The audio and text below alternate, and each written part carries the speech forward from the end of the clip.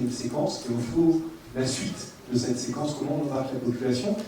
La suite, c'est de se demander, mais quel discours politique on construit ce matin? Adrien Zakala nous a dit, mais le terme, ce qui m'intéresse, c'est la sémantique. Hein.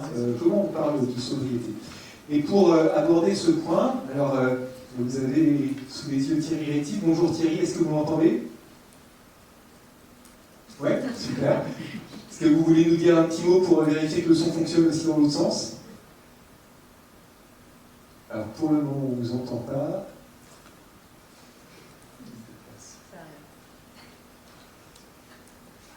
On vous laisse faire le test, pour le moment on ne vous entend pas. Ouais, le micro est fermé à ce stade. Oui, bonjour. Bonjour, on vous entend bien. C'est parfait. C'est parfait. On va couper le micro pour éviter la résonance, je crois. Merci beaucoup. Alors, juste un petit mot, Thierry Rétif, vous êtes élu de Rochauffé Communauté. Où est-ce que ça se trouve, Rochauffé Communauté? Alors, Rochauffé Communauté est un territoire de 16 communes, 27 000 habitants, au sud-est de Rennes, aux portes de Rennes Métropole. C'est plutôt un territoire agricole, rural, mais avec un développement périurbain, notamment de la ville principale qui est Janzé, avec 8 500 habitants. Moi, je suis maire de Rothier, 4 600 habitants au centre du territoire, et vice-président de Rochauffé Communauté en charge des questions d'énergie et de climat. Ok, et à côté de vous? Je le laisse se présenter. Oui, donc bonjour, Alexandre Edwards, je suis chargé de mission plan climat et énergie pour Rochauffé. Très bien, eh ben, merci beaucoup. On vous retrouve d'ici quelques minutes pour voilà, échanger autour du discours sur la sobriété. Comment on embarque la population, c'est le premier point. Deuxième point maintenant, quel discours on construit, comment on rassemble autour de la sobriété, comment on travaille sur les discours, le récit et l'amélioration du quotidien. Et pour répondre à cette question, j'ai invité deux personnes à me rejoindre. Ces deux personnes, elles sont de la région Bourgogne-Franche-Comté. Enfin, pour une d'entre elles, elles vont nous parler d'un des territoires de la région Bourgogne-Franche-Comté. C'est Jean-Luc Delpeuch, je vous cherche des yeux, c'est par là-bas. Vous êtes le président de la communauté de communes du Clunisois.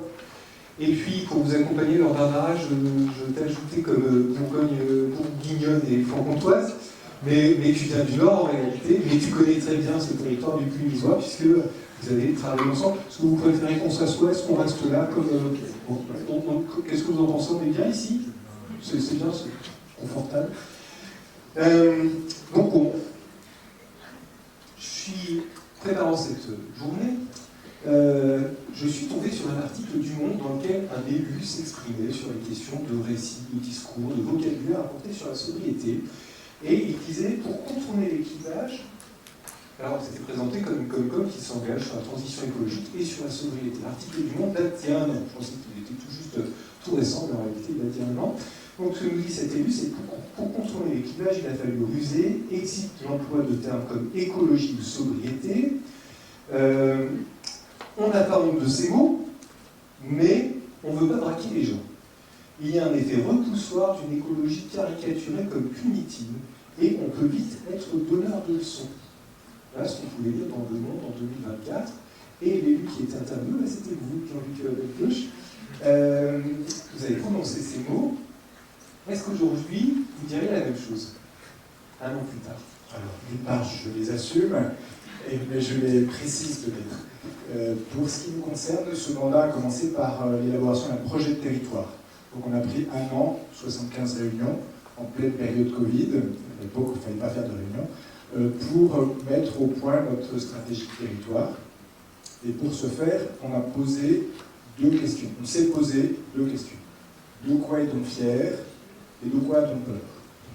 Sur le de quoi est-on fier, ça venait, mais très facilement, c'était tout ce qui était initiative collective, solidaire, etc., etc. Donc les gens qui disaient, dans le village, nous, on emmène les personnes âgées chez le médecin, il y a des chauffeurs bénévoles, d'autres qui disaient, nous, on s'est organisé pour une boutique de producteurs avec des gens qui s'étaient installés récemment, etc. Donc tout le monde, dans tous les coins de la communauté, tout le monde avait plein de choses dont ils étaient fiers, mais c'était toujours du collectif ou du solidaire.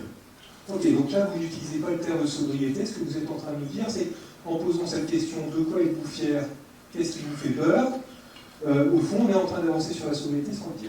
Alors, c'est un peu ça. Et de quoi a-t-on peur?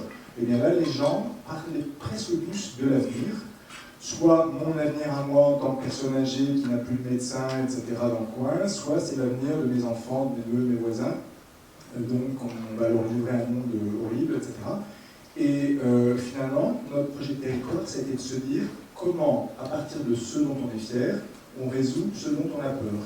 Et à partir de là, on s'est rendu compte qu'il y a plein de choses qui collectivement se faisaient, parce qu'il y avait déjà l'habitude de le faire, et qui permettaient d'être beaucoup plus conviviaux et aussi d'être beaucoup plus efficaces. En gros, se mettre à quatre dans une voiture au lieu d'être tout seul, technologiquement c'est assez simple, et dans la pratique ça réduit par 4 beaucoup de choses. Habiter à plusieurs dans un même lieu, c'est beaucoup plus intéressant et beaucoup plus vertueux que d'être tout seul. Et finalement, en fait, là où j'ai découvert le terme sobriété, c'est quand Barbara m'a invité à une réunion où j'étais censé parler de sobriété, et je me suis dit, mais attends, ce mot-là, nous on l'a jamais utilisé, et j'ai dû réfléchir pour me rendre compte que dans la pratique, c'était en se disant, et finalement le titre du projet de territoire le résume complètement, c'est vivre ensemble en Clunisois dans le monde d'après. Vivre, c'est tout un programme, surtout au moment du Covid. Ensemble, c'est encore un projet encore différent. En Clunisois, c'est rural, et donc il y a des spécificités, donc vivre ensemble en Clunisois. Et dans le monde d'après, ça suppose qu'on pense qu'il y a un monde après, ce qui n'est pas complètement donné. Voilà, et donc c'est à partir de là où je me suis dit, là-dedans, en fait, il y a beaucoup de choses qui passerait sous le terme sobriété, on n'avait même pas pensé en fait, à l'utiliser. Ce temps de prévision, de prospective collective, et puis peut-être de planification aussi à un moment donné, quand est-ce qu'il a pris fin et quand est-ce que vous êtes passé à la mise en œuvre? Donc il a duré le moment de préparation à peu près 1 an. Je vous dis à peu près 75 réunions, des réunions thématiques, mais aussi des réunions par voisinage, donc petits groupes de 3-4 communes, parce que la réalité n'est pas la même, même si on est proche de l'infiniment petit. Mais quand on est dans l'ouest du Clunisois, plutôt charolais, granitique, élevage, ou si on est dans l'est, plutôt vignoble, calcaire, etc. Et du coup, ça nous a pris 1 an. Et ce qu'il faut bien voir, c'est que cette époque-là, c'était donc le Covid, l'interdiction de se réunir, sauf pour les élus qui avaient des tolérances. Or, sur notre territoire, nous avons 469 élus municipaux pour 14 500 habitants. Ça veut dire qu'un adulte sur 25 est un élu municipal. Et ce qui fait que ça fait 4%, et par rapport au 1% dont on parlait tout à l'heure, rien qu'en réunissant les élus municipaux, on a déjà 4% de la population adulte. Autant de relais. Et autant de relais, et oui, voilà. Très bien, merci beaucoup. Barbara Nicoloso, vous êtes la directrice de Virage Énergie, tu es la directrice de Virage Énergie, une association qui depuis le début travaille sur la sobriété. Où en est-on aujourd'hui avec ce terme de sobriété? Alors, c'est un terme qui aujourd'hui, on peut dire, est institutionnalisé. C'est un terme qui est rentré dans la bouche d'un certain nombre de nos dirigeants politiques au niveau national. Ça fait très longtemps qu'un certain nombre d'élus locaux le manipulent. C'est aussi un mot aujourd'hui qui est compris à peu près des journalistes. Et cette institutionnalisation du mot est arrivée à la faveur de la crise énergétique de 2022-2023. Où le petit nombre d'illuminés qui parlaient de sobriété depuis des années, qu'a évoqué Madame Bott ce matin, a été sollicité pour expliquer ce qu'on devait faire, en l'occurrence faire des économies d'énergie très rapides dans un contexte de menace de rupture énergétique. Et il y a eu un moment de rupture qui a été assez fort, c'est le discours du 14 juillet 2022 d'Emmanuel Macron qui utilise le mot sobriété et commence à parler de ce concept-là. Et à partir de là, on a une ouverture médiatique sur le sujet qui se fait, mais qui avait déjà été amorcée fin 2021, notamment avec l'exercice Transition 2050 de l'ADEME, où le sujet, alors, c'est pas sobriété, c'est frugalité, mais on voyait bien qu'en termes de trajectoire d'atteinte de la neutralité carbone sans sobriété, on ne pouvait pas y arriver. Et également les scénarios de RTE, qui là aussi mettaient en avant le sujet de la sobriété. Et donc, ça a vraiment créé un moment d'accélération pour ce sujet-là, alors dans un contexte de crise, mais c'est surtout, ça a permis aux quelques associations et chercheurs qui travaillaient sur ce sujet depuis des années de se sentir moins seuls et de pouvoir proposer aussi tous les outils, les méthodologies qui avaient été développées de manière assez peu partagée pour que notamment les collectivités locales puissent répondre très rapidement à cet impératif d'économie d'énergie dans un contexte de pénurie aussi d'argent public. Très bien, merci. Alors on va se tourner vers vous, l'équipe de Réchauffer Communauté. Où en êtes-vous aujourd'hui à la Réchauffer Communauté en matière de sobriété, Thierry Rétif?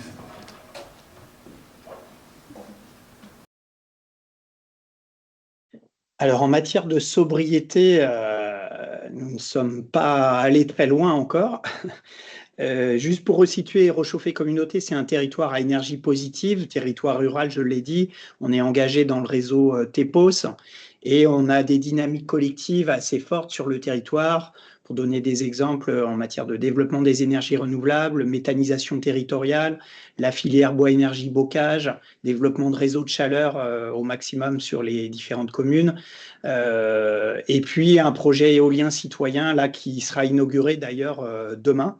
Donc, on essaie de s'appuyer sur le triptyque de négawatts, sobriété, efficacité et production d'énergie renouvelable dans notre plan climat. Mais la sobriété, c'est le maillon faible. Même si ce plan climat a été validé en 2019, on a peu d'actions concrètes dans le plan climat. Et l'idée, en démarrant un travail aujourd'hui sur un plan de sobriété territoriale, c'est d'intégrer dans notre futur plan climat avec les élus l'année prochaine, les élus qui seront là, d'intégrer des actions en matière de sobriété dans notre prochain plan climat et projet de territoire. C'est l'objectif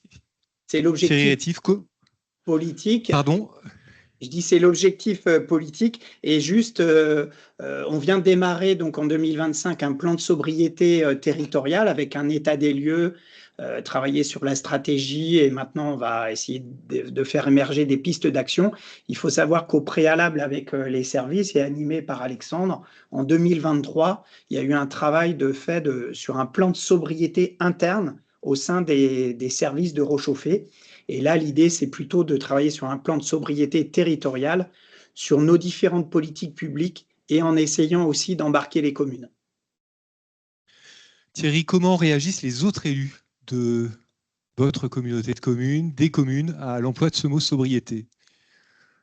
Alors, on peut avoir des réactions différentes, des visions, des approches différentes selon les élus, selon leurs responsabilités, leur sensibilité aussi. Alors, on a justement eu des enquêtes auprès des vice-présidents. Donc, on a enfin, moi, j'ai des collègues qui, certains soutiennent la démarche, d'autres sont plus indifférents, voire d'autres sont réticents. Bon, je pense que le vocabulaire aussi demande des explications. Et puis, on a besoin d'expliciter un peu ce que recouvre la sobriété, puisqu'elle peut toucher différents domaines. Nous, on est très focalisé sur l'énergie au niveau de notre territoire, mais justement, ça dépasse les questions d'énergie.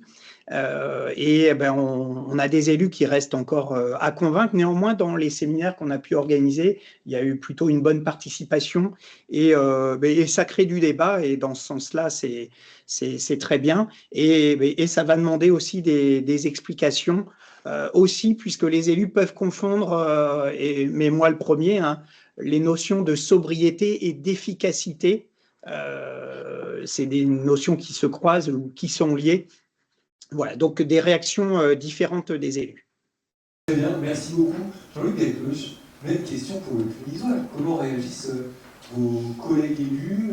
Vous êtes le président, vous fixez le cap, mais comment ça suit derrière? Comment ils réagissent quand vous utilisez, si ça vous arrive, après avoir croisé notamment Barbara, si vous êtes retrouvé à utiliser vos sobriétés?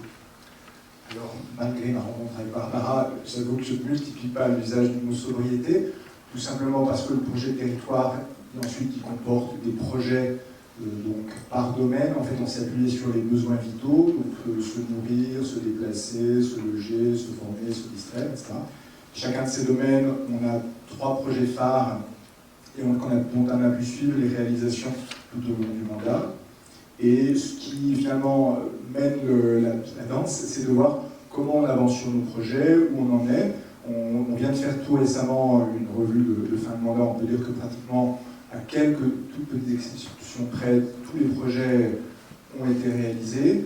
Et je pense qu'il y a, la coopération avec les communes fonctionne bien. Après, il peut y avoir projet par projet, des projets qui suscitent plus de débats, de réactions, d'une part un peu en interne à la communauté de communes, mais aussi, curieusement, vis-à-vis en fait, des communautés voisines qui parfois se disent mais qu'est-ce que c'est d'agiter du bocal en tunisois, etc. Et qui ont parfois du mal à adhérer, à se soutenir, à suivre, à comprendre.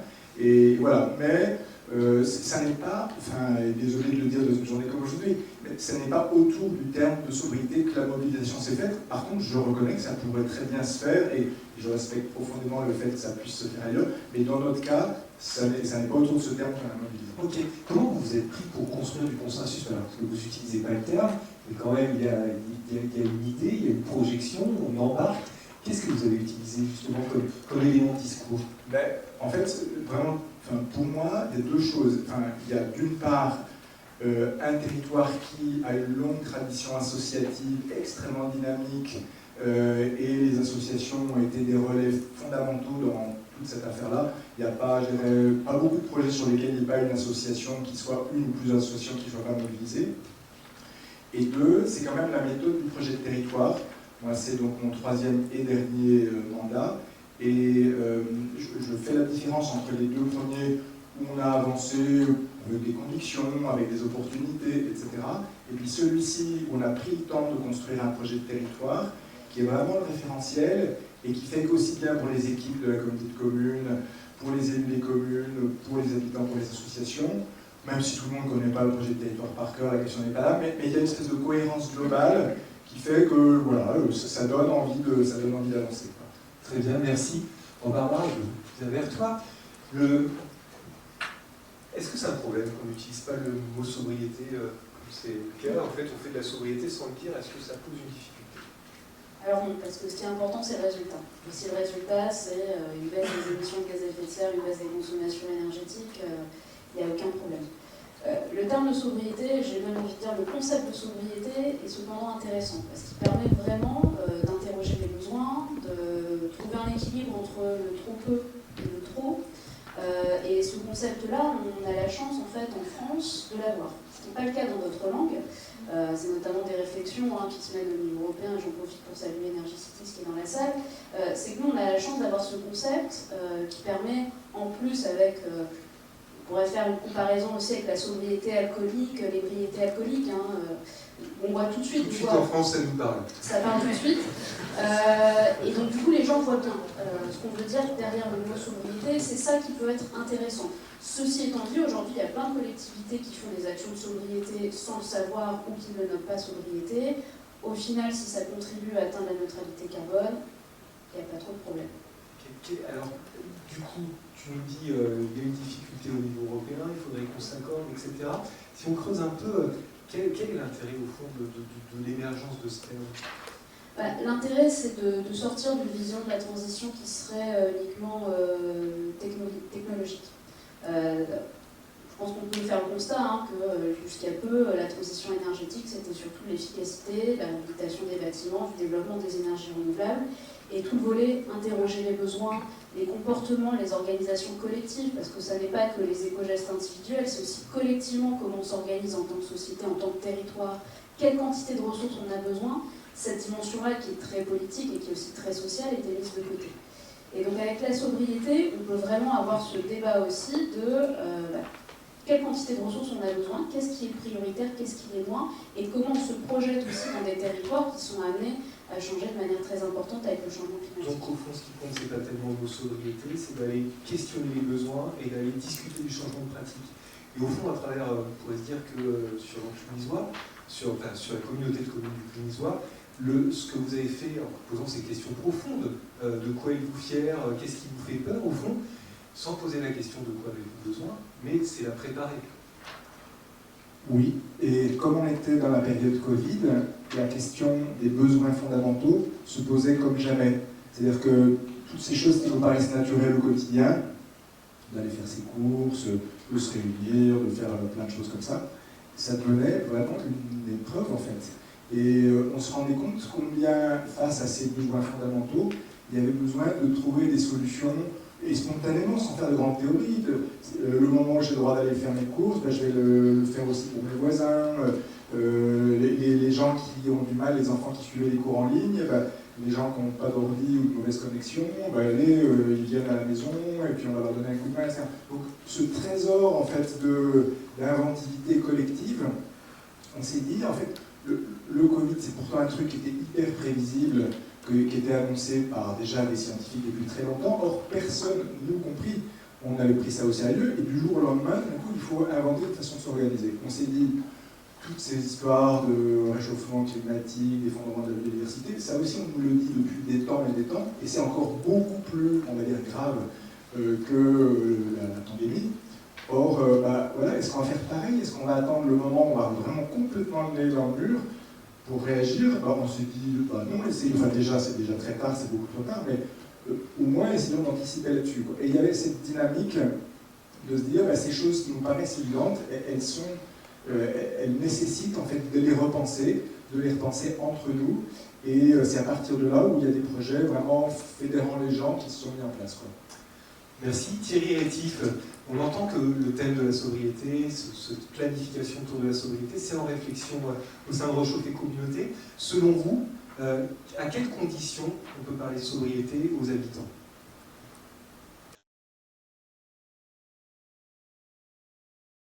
Alors c'est vrai que vous avez parlé de sémantique autour du mot de sobriété. Alors je pense qu'il faut rendre les choses assez concrètes, soit pour les élus comme pour les habitants, et essayer de s'appuyer sur des solutions.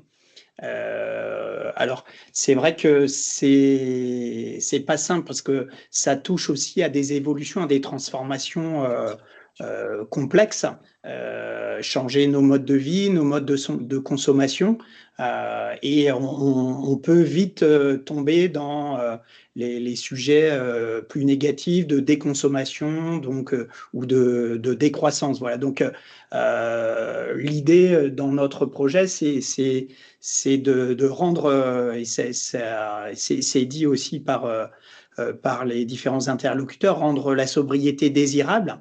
Alors là, le sujet, c'est comment on fait. Eh bien, notre objectif, c'est de travailler sur des solutions concrètes et montrer qu'il y a des choses qui fonctionnent. Je vais donner un exemple. Au niveau de ma commune, on a réduit entre 2018 et 2024, on a réduit notre consommation d'électricité pour l'éclairage public de 50%. Et comment on l'a fait? Eh bien, en faisant du passage en LED, mais aussi pour une bonne partie en réduisant les durées d'éclairage. Et l'éclairage, il n'y a pas d'éclairage du 1er mai au 1er septembre sur ma commune. Et le soir, on a réduit fortement. Voilà, donc on allie finalement, on a des solutions techniques. La technologie, elle est intéressante et elle permet aussi de parler de la sobriété dans le sens aussi financier. On fait des économies. Et là, ça parle aussi aux gens. Dans le contexte budgétaire actuel, c'est quand même pas anodin. Et je crois que la crise énergétique, et ça a été dit tout à l'heure aussi, a amené aussi ce sujet-là sous l'angle budgétaire. Comment on fait des économies. Donc, il faut aussi s'appuyer là-dessus pour convaincre. C'est un élément à prendre en compte. Et on entend la question budgétaire, le lien entre maîtrise de la dépense publique et sobriété, dynamique de sobriété qu'on a déjà entendu ce matin, qui revient là comme un sujet important.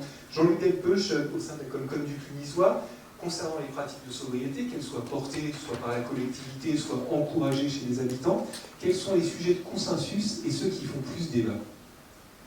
Alors, encore une fois, je ne suis pas sûr d'être strictement dans le cadre de la sobriété, mais parmi les projets qui font très largement consensus, qui soulèvent même un enthousiasme, par exemple, il n'y a pas très longtemps, l'hôpital de Cluny, qui était propriétaire d'une forêt, qu'il gérait depuis plusieurs siècles en fait, a voulu la vendre parce qu'elle avait besoin d'argent, enfin l'hôpital avait besoin d'argent pour construire ses nouveaux bâtiments, etc. Et on s'est dit, ça serait dommage que cette forêt publique jusqu'à présent passe donc à des privés qui peuvent la traiter un peu de façon en rentabilité court terme, etc. Et du coup, la communauté de communes s'est portée acquéreuse de ces 60 hectares de forêt. On a fait un plan de gestion avec des communes, avec des associations d'habitants, avec l'ONF, etc. Un plan de gestion qui prend en compte tout ce qu'on a pu faire par rapport au changement climatique, par rapport à l'effondrement de la biodiversité, etc. Et aujourd'hui, ensuite on a lancé un appel à projet, on a imaginé le rôle de gardienne et gardien de la forêt. On s'est dit, ça pourrait intéresser les habitants de faire partie de cette aventure. On se disait, si jamais on arrive à en avoir 25, ça serait quand même le top. Et en fait, on s'est retrouvé avec 50 bénévoles qui ont dit, nous, on veut absolument en être. Donc, on a fait 2 groupes. Donc, il y a à la fois des formations, des découvertes de la forêt, et puis ensuite, chacun va avoir un rôle pour suivi de telle ou telle partie de la forêt, etc.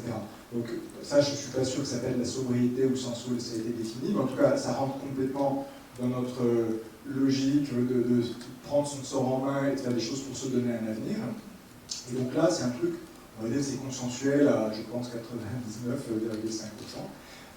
Après, on a des sujets, un autre sujet qui est assez consensuel, c'est tout ce qui se fait sur la mobilité. Et là, comme exemple, on a commencé, on a fait à la fois, bon, je fais le vélo à un chapitre, mais on a proposé à des petits groupes de communes qui le souhaitaient, qui étaient capables d'identifier des chauffeurs bénévoles. On leur a dit, la Comcom peut vous acheter un 9 places électrique, on le met à votre disposition, et vous, avec vos chauffeurs bénévoles, vous faites tourner cette navette comme vous voulez, vous allez où vous voulez, y compris hors de la communauté de communes, parce que le marché du coin, il est plutôt hors de notre territoire, etc. Ça a commencé dans un petit groupe de villages qui se sont motivés, qui ont essayé, puis ça donnait des idées à un deuxième groupe, donc là, deuxième véhicule, et puis là, c'est en train de faire des petits dans un troisième groupe. Et là, c'est pareil, c'est que du plus, et ça, les gens qui disent, mais finalement, plutôt que de m'embêter à prendre ma voiture, moi je monte, même si ça prend un tout petit peu plus de temps parce qu'on fait la tournée du laitier, quand on arrive au marché, on n'a pas besoin de s'occuper de se garer, etc. Les paniers, il y a bien de la place dans le truc, enfin bref, donc ça, c'est des choses qui sont très consensuelles. On a des choses qui sont plus sujettes à débat, un petit peu en conseil communautaire, mais surtout vis-à-vis de l'extérieur de notre territoire. On a par exemple un ancien sanatorium dans le village de Bergesserin, un bâtiment de 10 000 m² couverts, donc c'est quand même déjà un beau bâtiment, sauf qu'il a été abandonné pendant une quinzaine d'années, qu'il était totalement fracassé, en tout cas les portes, les fenêtres, la toiture, etc., par des gens qui sont venus jouer à la guerre à l'intérieur. Et au bout d'un moment, c'est devenu un lieu d'insécurité. On parle souvent de l'insécurité dans les grandes villes, etc. Mais là, c'est devenu un lieu de grave insécurité. Ça faisait partie des choses qui faisaient peur. Ça faisait partie des choses qui faisaient peur, absolument. Et du coup, on s'est lancé avec la commune. On a dit, on propose, après concertation des habitants, etc., de faire de ce lieu ce qu'on appelle la maison de la transmission du geste, un lieu pour accueillir des artisans d'art, artisans du bâtiment, qui vont participer eux-mêmes en autoconstruction, dans un cadre précisé, etc., à la remise en état de ce bâtiment, et qu'on va regagner progressivement comme une zone d'activité verticale. Jusque-là, ça paraît très consensuel. Donc jusque-là, ça paraît très consensuel, sauf que quand vous arrivez sur le site, vous voyez un truc absolument gigantesque où pratiquement toutes les 1000 portes et fenêtres ont toutes été fracassées, etc. Au départ, c'était des tas d'immobiles, c'était vraiment une chose horrible. Et il a fallu du temps pour qu'on y croie tous collectivement que c'était possible de le faire, pour acclimater, accoutumer les porteurs de projets, jeunes, souvent alternatifs, etc., avec les habitants qui étaient eux plus traditionnels et tout ça. Et ensuite, surtout là où ça devient compliqué, je ne sais personne en disant ça, mais arriver à convaincre les institutions, notamment l'État, le département et tout ça, qu'on pouvait être suivi, sans parler de nos communautés voisines, que bien, voilà, cette méthode par maîtrise d'usage, par expérimentation, par auto-rénovation, était quelque chose qui donnait des boutons absolument à toutes les institutions. Ce qui fait qu'aujourd'hui, en fait, la seule qui nous ait aidés financièrement, c'est la région Bourgogne-Franche-Comté, que je tiens donc à chaleureusement saluer à nouveau aujourd'hui. Mais sinon, du côté de l'État... Je crois qu'il y a quelques représentants qui vont être sensibles à ça. Bon, bref, donc on est sur... Voilà. Et ça, franchement, et alors du coup, ça donne aussi des débats en interne, parce que des gens peuvent dire, les plus sceptiques d'entre nous, de dire, on vous l'avait bien dit, ce truc c'est juste un projet de fou, etc. Et vous voyez bien, la meilleure preuve, c'est qu'on n'est pas suivi par les gens sérieux, et que donc, du coup, et on nous dit, y compris du côté de l'État, en fait, la seule bonne solution pour ce sanatorium, c'est juste de le démolir. Donc nous, on dit, attendez, d'un côté, on nous parle de zéro artificialisation même, de sobriété foncière, etc., à 10 000 m² pour 14 000 habitants, et la seule solution, c'est de le démolir, mais ça, on marche sur la tête, quoi. Donc voilà, c'est des choses qui, parfois, m'empêchent de dormir, et qui créent des débats, etc., mais c'est un projet extrêmement fédérateur, il y a une matériothèque à l'intérieur, il y a plein de métiers qui sont installés, des terronniers, des menuisiers, des brasseurs, des céramistes, j'en passe et des meilleurs. 25 entreprises sont aujourd'hui installées, alors que on est encore quand même dans un truc où il faut y croire. Quoi. Ok, Paris gagné par les actes et par les concrets. Voilà, gagné en tout cas jusqu'à présent. C'est comme le foot qui tombe et qui dit jusqu'à présent, je suis pas Avant de passer la parole à la salle, j'avais une question que j'aimerais vous poser à tous les trois. Je vais vous demander une réponse courte chacun sur une question qui est pourtant assez complexe. Depuis le début de la journée, on voit qu'on aborde différentes ressources sur la sobriété, la ressource foncière, la ressource énergétique, la ressource en eau, la ressource hydrique, on va dire, ressources sur le numérique, on a fait la sobriété, on a parlé de sobriété aussi, puis on pourrait multiplier les sujets, on a parlé de l'alimentation. Sur quelles ressources est-il plus simple de parler sobriété, de construire un discours qui parle aux habitants? Je trouve que sur la ressource en eau, c'est beaucoup plus facile que sur l'énergie, parce qu'il y a vraiment une question d'imaginaire et d'appréhension sensible en fait, de la ressource. On a tous déjà eu soif dans cette salle et on voit très bien ce que la pénurie en eau peut faire sur l'organisme humain. Là où la coupure d'électricité, bon, on en connaît de manière très très ponctuelle, mais ça paraît un peu plus loin. La pénurie en pétrole de manière très importante, les dernières c'est les années 70, mais ça paraît assez lointain. Donc vraiment sur l'eau, on arrive très, très largement à... Qui est une ressource pour le coup très locale. Qui est très locale aussi. C'est vrai que sur l'énergie, on a cet imaginaire de choses qui est invisible. On appuie sur un interrupteur, ça arrive comme par magie. On a du mal en fait à faire la connexion entre le lieu de production et la consommation. Ce qui fait qu'aujourd'hui, on vit dans une société d'ébriété énergétique, hein, c'est ça. Et puis je pense que sur d'autres ressources, peut-être sur les sols aussi, c'est quelque chose de plus ancré, ou en tout cas plus visible, plus perceptible, et c'est un peu plus simple. Et au sein du réseau Sobriété, qui est un réseau que Virage Énergie coanime avec le réseau Clair et le soutien de la GAG, on voit que la question de l'eau intéresse énormément, et on voit aussi les acteurs de l'énergie qui s'intéressent à la façon dont le secteur de l'eau est en train de mettre en place des mesures de sobriété hydrique pour s'inspirer et arriver aussi à plus facilement dans la sobriété énergétique. Thierry Rétif, Jean-Luc Delpeuch, vous retrouvez dans ces propos? Thierry? Alors sur l'eau, c'est un sujet important sur notre territoire où on a un sujet de qualité et aussi de quantité d'eau. Et le sujet aussi, c'est quel effet levier et qui... je pense que les habitants doivent travailler la sobriété, mais il y a aussi les entreprises. On est un secteur agroalimentaire nous, qui consomme beaucoup d'eau, donc comment on embarque aussi les industriels sur la réutilisation de l'eau, les économies d'eau. Donc voilà, il y a un travail à différents niveaux. Et puis sur les sujets de compétences eau, sur notre territoire, l'eau, c'est un sujet supra-communautaire, que ce soit sur les bassins versants ou bien sur le syndicat d'eau, ça dépasse l'échelle de la communauté de communes. Donc, on a un travail à faire avec les partenaires de la collectivité à différents niveaux. Après, sur les autres sujets, l'énergie, on en a parlé. Le numérique, nous, c'est un sujet on a des Fab Labs, donc on fait de la sensibilisation au numérique sur notre territoire. Sur le foncier, on a engagé une étude sur la sobriété foncière en lien avec le ZAN, mais difficile de mobiliser les citoyens là-dessus. C'est aussi un sujet de collectivité, pas que, mais pour beaucoup. Et puis, là, je m'arrêterai un peu sur les questions des ressources en général, qui visent aussi à travailler sur nos modes de consommation. Je pense que si on veut toucher le public, et la collectivité toute seule, elle ne pourra pas le faire. Il faut qu'on identifie les acteurs de notre territoire qui peuvent jouer un rôle en termes de sensibilisation, qui peuvent mobiliser, fédérer de façon positive. Et c'est des acteurs qui proposent des solutions déjà. Parce qu'en termes de réemploi, on a une recyclerie sur le territoire, donc il faut s'appuyer sur ce tissu associatif. Il y a des salariés, ça se structure bien, donc comment on peut les aider? On a un Repair Café. Donc, c'est des structures qui aident aussi à sensibiliser. On a un programme d'éducation à l'environnement et au développement durable, une association qui s'appelle l'Outil en main. Voilà, je pense qu'il faut qu'on arrive dans notre projet à proposer des actions concrètes en embarquant les acteurs du territoire et en créant des dynamiques collectives. Merci beaucoup. Jean-Luc Delpeuch, quelles ressources parlent aux habitants sur votre territoire? Donc, bien d'accord que l'eau est vraiment un sujet qui parle, et d'autant que quand on a fait le projet de territoire, c'était juste après des années de sécheresse forte. Du coup, dans le quoi a-t-on peur? Les gens disaient spontanément, Et quand on voit chez nous, c'est la Grône et la Guye en été qui disparaissent. Et là, on ne faisait pas de la théorie sur le changement climatique, sur lequel il y aurait forcément eu des controverses. Mais là, tout le monde était d'accord pour dire que c'était un drame qu'il n'y avait plus de rivière en été. Donc là, c'est un sujet sur lequel c'est assez spontané de travailler là-dessus. Pas de clivage politique.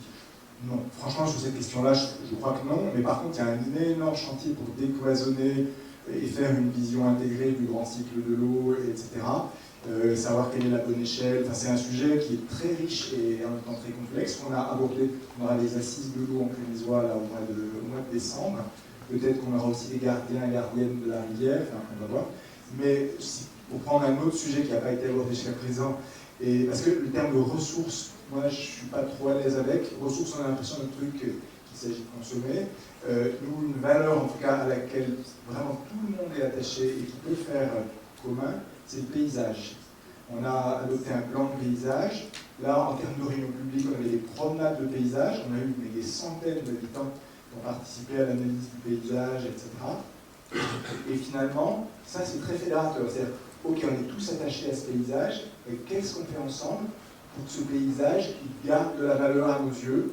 Et donc ça touche, ça se dessèche l'été, les forêts souffrent, il pourrait y avoir des questions d'artificialisation, etc. etc. C'est quelque chose qui est très transversal, et voilà, c'est pas une ressource, c'est une valeur, mais c'est une valeur fédérative, et dans laquelle eh bien, la sobriété, enfin ce qu'on appelle ici la sobriété, va bien pour maintenir, entretenir, améliorer, développer cette notion de paysage.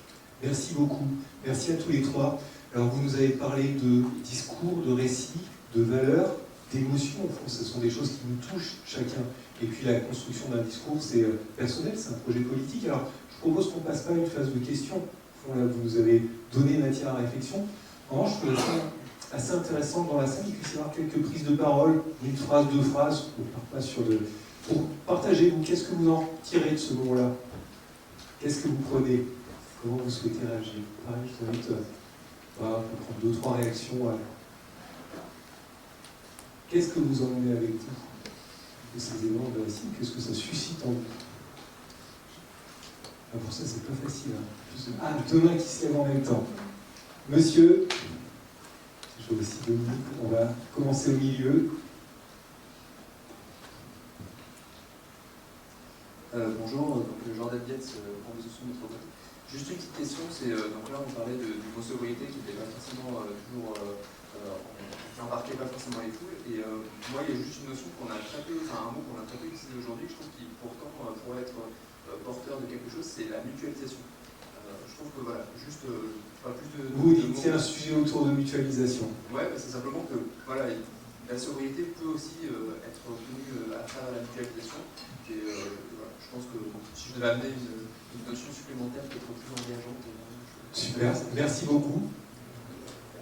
Dominique. Oui, c'est juste, moi comme je suis dans ce sujet depuis un moment avec Frédéric et Mathilde, juste une interrogation, on parlait de l'eau, savoir que l'eau c'est la première ressource qui est consommée dans la région. Chaque habitant consomme à peu près 150 tonnes de matière première chaque année, et l'eau représente 120 tonnes par an. Et le reste, ensuite, c'est les sols, les granulats, etc. Donc l'eau, c'est vraiment une ressource principale dans notre mode de développement. Et je trouve qu'il y a un peu une fuite en avant. Alors, je suis citoyen comme tout le monde, là, je m'occupe de ma commune et dans l'intercommunalité, même si je ne suis pas élu, j'interviens entre les élus, etc. Et je trouve qu'il y a une fuite en avant aujourd'hui sur l'eau, à vouloir absolument tout interconnecter, à vouloir aller chercher de l'eau en eau profonde, à la faire des puits, etc. Je comprends les élus, vous avez un des puits qui s'assèche, etc. Mais tu dis, ça ne serait pas une réponse techno-solutionniste? C'est une réponse où on pense qu'en allant chercher toujours plus loin, on va solutionner les choses. Et moi j'habite à un département, enfin je suis dans un département où toutes les communes sont interconnectées, c'est-à-dire qu'il n'y a pas de problème. Sauf qu'ils ont tout interconnecté et ils commencent à avoir des problèmes parce que là où il n'y avait plus d'eau, on va faire de la pression sur d'autres sources qui commencent aussi à s'assécher, etc. Donc on est dans une fuite en avant et on n'a pas solutionné les problèmes. Mais moi en tant que citoyen, ça m'interroge énormément parce que, en fait, je paye un service, j'achète de l'eau. acheter de l'eau à votre collectivité ou à un syndicat de traitement. Moi, je préférerais que j'achète un service, c'est-à-dire que la commune, elle pourra me donner de l'eau, mais je préférerais qu'elle me donne une citerne d'eau, qu'elle me donne des récupérateurs d'eau pluviale, qu'elle m'aide à infiltrer l'eau dans les sols. Et je trouve qu'on est dans une fuite en avant sans apporter des solutions de proximité. Moi, qui répondent aux vrais besoins. Je voudrais payer le même service, mais on apporte des solutions de sobriété. Ça serait on pourrait avoir la même chose sur l'énergie. Moi, je vois entre la maison en termes enfin, je paye 2500 € d'énergie. Dominique, encore deux phrases pour qu'on puisse prendre une troisième intervention. Ça nécessite de changer de modèle. Plutôt que de donner 2500 € d'énergie à GDF ou à EDF, on demanderait à EDF de faire. Moi, je préférais qu'on appelle EDF Efficacité Énergique de France, c'est-à-dire que ces 2500 €, je les paye pour qu'ils m'aident à faire de la rénovation énergétique. Et on paierait toujours ces 2500 €, mais plutôt que d'avoir des bâtiments qui consomment, ça serait des bâtiments qui consommeraient moins, donc moins de réseaux, plus d'autonomie, plus de résilience alimentaire, plus de résilience énergétique, etc. Et la même chose, vu dans l'eau, je pense que ça serait aussi d'autres solutions, c'est-à-dire que plus vous avez une intervention massive, ça sera des interventions ponctuelles auprès de l'habitant. Le message est passé, j'ai entendu, et on va y revenir dans la table ronde, et du coup ça suscite... Alors je vais juste vous demander de ne pas réagir aux propos des uns des autres. On n'est pas en réaction, et vous êtes trois, donc ma demande très claire, c'est 2 phrases chacun. Bonjour, Jean-Christophe Pisson de Boulezab, c'est pour vous répondre. Je vous invite à regarder la ressource, l'Association française d'hydrologie régénérative, il y a des réponses. Merci Jean-François. Bonjour à tous, William Lambardet, EDF. Efficacité énergétique de France. J'adore. Avec mon ami, on se connaît depuis longtemps. Et on partage beaucoup d'idées. Alors l'eau et l'électricité, Claude François s'en rappelle encore, donc c'est pas cool. Par contre, l'eau dans les barrages, c'est important et c'est aussi une source d'énergie quand on repompe et qu'on ramène de l'eau. C'est de l'efficience, c'est de la sobriété. Maintenant, sur les bâtiments et la rénovation, il a entièrement raison. Et là, aujourd'hui, vous illustrez quelque chose qui me fait vraiment chaud au cœur, c'est le travail collectif. Il y a 70 ans, 80 ans que l'entreprise est créée, et on parlait toujours, nous, de la LDE, la maîtrise de la demande de l'énergie. Après est arrivé plein de textes réglementaires, transition énergétique, etc. etc. Et aujourd'hui, le thème fédérateur, c'est la sobriété. Nous, on dit plus d'électricité, plus d'usage à l'électricité, c'est-à-dire faisons de la décarbonation, et moins d'électricité par usage. Donc, je te suis à 1000%. Et dans les usages, c'est les bâtiments, par exemple. La bonne rénovation, le pull en hiver, c'est mieux que de chauffer à 38, etc. etc. Voilà. Merci. Merci. Et je crois qu'il y avait une dernière main levée. Et c'est vous, Jean-André. Oui. Qu'est-ce que ça suscite chez vous? Je m'exprime aussi en tant qu'élu d'une petite commune rurale, en plus du type de France Nature Environnement. Et quand on voit les exemples, là, on dit c'est simple finalement, et on voit des exemples qui ont été illustrants, je veux dire, pour aller vers la sobriété. Et par contre, j'ai retenu ce qu'a dit M. Delpeuch aussi, il peut y avoir des fois d'autres élus, une approche un peu pas moqueuse ou interrogative en disant qu'est-ce que c'est que ces illuminés ou qu'est-ce qu'ils font. Et je dirais que ça, c'est parce que peut-être des journées comme celle-ci, dans ce cadre-là, elles sont essentielles pour informer et montrer que les choses, elles sont possibles. Parce que sobriété fait des fois appel pour certaines personnes à l'utopie, quoi. Et ben non, c'est pas de l'utopie. Ce qu'on voit aujourd'hui, c'est plus concret et c'est du bonheur pour les gens. Donc, je dirais encore plus informer. Et puis tout à l'heure, on a eu une intervention de Madame la directrice de la DDT. Et ben, les élus, nous, on a besoin d'appui parce que sinon, derrière, ce qu'on a, c'est des gens qui nous vendent des solutions, mais avec une arrière-pensée. C'est le technosolutionnisme qu'on nous propose en disant n'ayez pas peur, ça peut être sur l'eau, hein. On va vous régler votre problème, mais c'est pas ça qu'on a besoin. C'est qu'on a besoin d'aide pour aller dans une autre voie de développement. Je vois que les mains se lèvent, ça suscite évidemment des réactions. Allez, ce sera la dernière et après on part en pause. Je parle en Besançon Métropole, j'avais une question pour la Roche-Chauffée communauté. Qu'est-ce qui a motivé le choix de dresser un plan d'action pour la sobriété, j'entends que vous avez aussi réalisé votre plan climat. Est-ce que, voilà, parce qu'on sait qu'on pourrait aussi travailler sur les sujets d'adaptation, de transition juste. Voilà, il y a plein de façons aussi d'attraper tous ces sujets de transition écologique au sens large. Et qu'est-ce qui vous a motivé ce choix de travailler sur la question de sobriété, et notamment par rapport à ce qu'on discute aujourd'hui, d'une réticence potentiellement que ça peut entraîner chez les élus, ou peut-être pas en fait, et c'est peut-être ça qui a fait que vous vous êtes dit, c'est le bon moyen en fait d'attraper nos élus et de créer un collectif de travail intéressant autour des questions de transition écologique à travers la sobriété. Voilà, c'est pour comprendre ce qu'il y a. Alors vous, j'ai parti sur pas de questions, je vais d'annoncer la pause et vous posez une question passionnante à Rechauffer Communauté. Je suis un peu lente. Thierry, parce qu'il n'y aura pas l'occasion d'échanger pendant la pause, 1 minute pour répondre à cette question et après on s'arrête vraiment.